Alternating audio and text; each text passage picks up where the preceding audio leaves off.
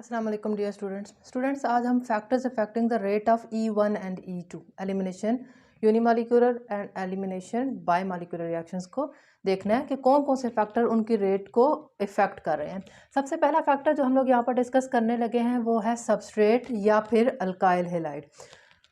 Substrate और alkyl halide, जैसा कि हम लोग जानते हैं कि हमारे पास जो E1 रिएक्शन है वो 2 स्टेप रिएक्शन है और उसमें हमारे पास जो पहला स्टेप है वो कार्बोकेटाइन की फॉर्मेशन है। तो कार्बोकेटाइन की फॉर्मेशन में क्या होता है हमारे पास, और वही उसका RDS है यानी कि रेट डिटर्मिनिंग स्टेप है। तो उसमें होगा ये कि हमारे पास जितना स्टेबल कार्बोकेटाइन बनेगा उतना ही फास्टली बनेगा। इसका मतलब है अगर हमारे पास हम लोग टर्शियरी अल्काइल हैलाइड लेंगे तो हमारे पास बहुत तेज़ी से रिएक्शन प्रोसीड करेगा। अगर हम लोग सेकेंडरी लेंगे तो उससे स्लो, और अगर हम प्राइमरी लेंगे तो रिएक्शन उससे स्लो प्रोसीड करेगा। तो हमारे पास सबस्ट्रेट का असर यहाँ पर क्या है, इसी चीज़ पे डिपेंड कर रहा है कि हमारे पास nature of alkyl halide primary, secondary, tertiary कौन सा है। अब हमारे पास ऑर्डर ऑफ रिएक्शन रेट के लिए क्या बनेगा कि 3 डिग्री अल्काइल हैलाइड बहुत स्पीड अप रिएक्शन देगा एज कंपेयर टू 2 डिग्री यानी कि secondary as compare to 1 degree. ठीक है, तो इसके बाद हमारे पास मिथाइल आता है। ठीक है, 3 degree alkyl halide, 2 degree alkyl halide, 1 degree alkyl halide और मिथाइल हैलाइड। और ये सेम चीज़ हमारे पास कार्बोकेटाइन की भी है। हमारे पास 3 degree carbocation, 2 degree carbocation, 1 degree carbocation और मिथाइल कार्बोकेटाइन।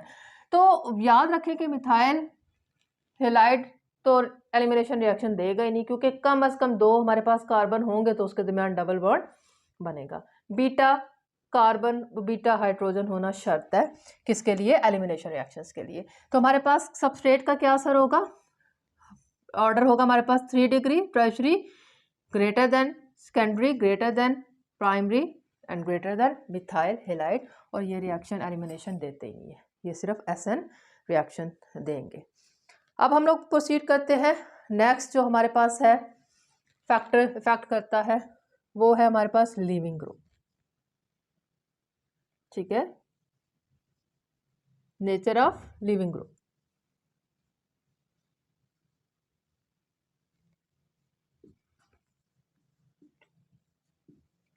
लिविंग ग्रुप क्या है, हैलाइड। अल्काइल हैलाइड में से किस चीज ने लीव करना है, इस X ने लीव करना होता है। ठीक है ना, तो हमारे पास हैलाइड जितना अच्छा हैलाइड लिविंग इन नेचर होगा, मतलब कि वो उतना ही फास्टली क्या करेगा, एलिमिनेशन रिएक्शंस देगा। E1 रिएक्शन भी वो फास्टली देगा और E2 भी वो क्या करेगा, वो फास्टली प्रोसीड करेगा हमारे पास। तो नेचर ऑफ लिविंग ग्रुप में हमारे पास जो हम लोगों ने क्या देखना है कि आयोडाइड जो होता है वो बहुत अच्छा लिविंग ग्रुप होता है। ठीक है, सबसे ज़्यादा। उसके बाद हमारे पास आता है ब्रोमाइड, उसके बाद आता है हमारे पास क्लोराइड और उसके सबसे एंड पे आता है फ्लोराइड। फ्लोराइड नहीं पीछा छोड़ता, बहुत बुरा है। ठीक है ना, तो इसलिए हमारे पास क्या है कि अल्काइल आयोडाइड जो होंगे वो बड़े अच्छे तरीके से क्या करेंगे, एलिमिनेशन रिएक्शंस को प्रोसीड करवाएंगे, हेल्पफुल होंगे अगर हम अल्काइल आयोडाइड लेंगे फॉर एलिमिनेशन रिएक्शंस। नेक्स्ट हमारे पास क्या है, थर्ड फैक्टर है हमारे पास नेचर ऑफ सॉल्वेंट। जी, हम लोग एलिमिनेशन E1 के लिए पोलर प्रोटिक सॉल्वेंट यूज करते थे। क्यों, क्योंकि हमारे पास एलिमिनेशन में पोलर सॉल्वेंट जो होता है वो कार्बन और हैलाइड के बॉन्ड को तोड़ने में हेल्प करता है। प्रोटिक का मतलब होता है सॉल्वेंट हैज प्रोटॉन, जिसके पास प्रोटॉन्स हों।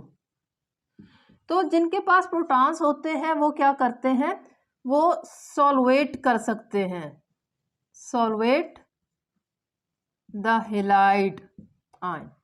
हेलाइड आयन को जब वो सॉल्वेट करेंगे तो E1 जो होगा पोलर प्रोटिक से बहुत ज़्यादा फेवर हो जाता है, बहुत फास्ट हो जाता है।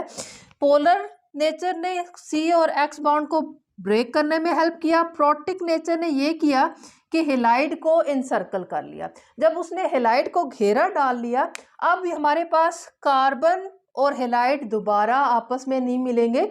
मतलब हमारे पास फर्स्ट स्टेप जो कि रेट डिटर्मिनिंग स्टेप है in the case of EI ionisation step है, जिसमें हमारे पास कार्बोकेटाइन बनता है। तो कार्बोकेटाइन और हेलाइड आयन अलग अलग हो जाएंगे और स्टेबल भी हो जाएंगे, सॉल्वेशन की वजह से स्टेबल हो जाएंगे, जिसकी वजह से हमारे वो उसको हेल्पफुल होगा और रिएक्शन बहुत फास्ट होगा।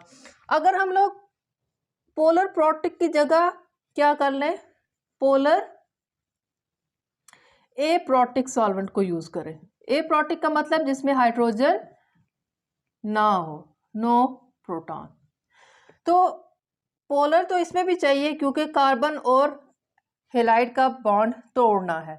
ए प्रोटिक मतलब अब उसमें प्रोटॉन ना हो, मतलब हम क्योंकि इसमें कार्बोकेटाइन बनना ही नहीं है ना, सिंगल स्टेप रिएक्शन है E2। इसमें तो हमारे पास क्या है, सेंटर में एक ट्रांजिशन स्टेट बननी है। उस ट्रांजिशन स्टेट को स्टेबल करने की जरूरत नहीं है, वो ट्रांजिशन स्टेट है, उसने तो एग्जिस्ट ही थोड़ी देर के लिए करना है।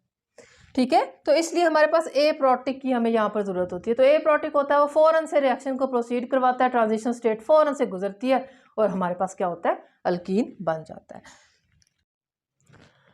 फोर्थ हमारे पास जो फैक्टर इफेक्ट करता है E1 और E2 के रेट को, वो है हमारे पास स्ट्रेंथ और कंसंट्रेशन ऑफ बेस। ठीक है, अब हमारे पास क्या है कि अगर हम लोग E1 को देखें तो E1 के केस में पहले हम E2 को देख लेते हैं। E2 के लिए हमारे पास क्या है, हम लोगों को स्ट्रॉन्ग बेस चाहिए होता है। और स्ट्रॉन्ग बेस हम लोगों को क्यों चाहिए होता है, क्योंकि हमारे पास जो इसके जो रेट इक्वेशन है, रेट इक्वेशन में अल्काइल हेलाइड और बेस दोनों ही टेक पार्ट करते हैं। मतलब हमारे पास बेस जितना स्ट्रॉन्ग किस्म का होगा, कार्बोकेटाइन तो बनना ही नहीं ना इसमें सिंगल स्टेप रिएक्शन है। हमारे पास क्या होगा, फौरन से अटैक करने वाला हम लोगों को बेस चाहिए। फौरन से अटैक करे, फौरन से मतलब कि अपने प्रोटॉन को पिक करना शुरू कर दे, क्योंकि उसी स्टेप में प्रोटॉन ने पिक होना है और उसी स्टेप में हमारे पास क्या होता है, हेलाइड ने निकलना है। सिंगल स्टेप ये रिएक्शन है। तो बेस क्योंकि first step single step rate determining step में इन्वॉल्व है, लिहाजा हम स्ट्रॉन्ग किस्म का बेस यूज करेंगे तो रिएक्शन बड़ा स्ट्रांगली प्रोसीड होगा हमारे पास।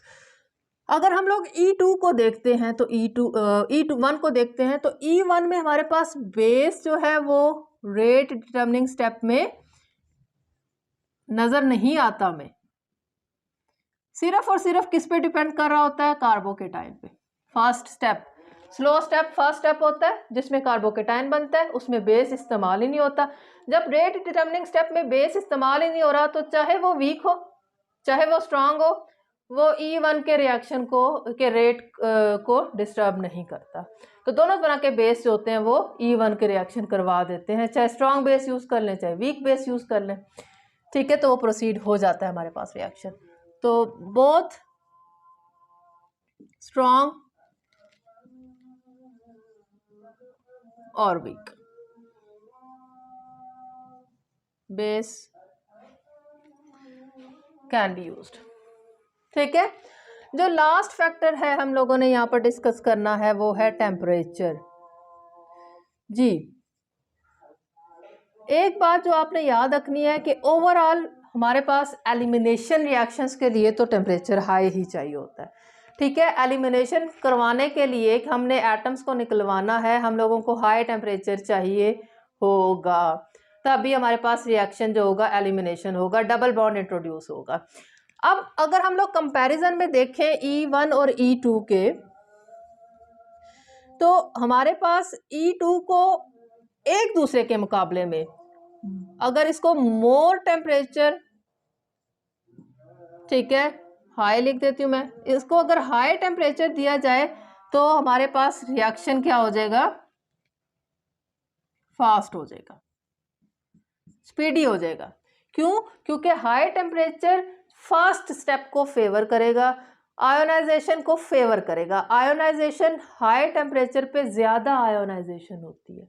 आयोनाइजेशन की प्रोडक्ट मीन बॉन्ड को हमने ब्रेक करना है ना, हमने हेलाइड को अलग करना है कार्बोकेटाइन से, तो वो फिजिबल हो जाएगा, हमारे पास ज़्यादा फिजिबल होगा, मतलब हाई टेम्परेचर E1 को क्या कर रहा है, स्पीड अप कर रहा है, ठीक है। और इसके मुकाबले में लो टेम्परेचर, मैं फिर बता दूं, मैं न्यूक्लियोफिलिक सब्स्टिट्यूशन के मुकाबले में बात नहीं कर रही।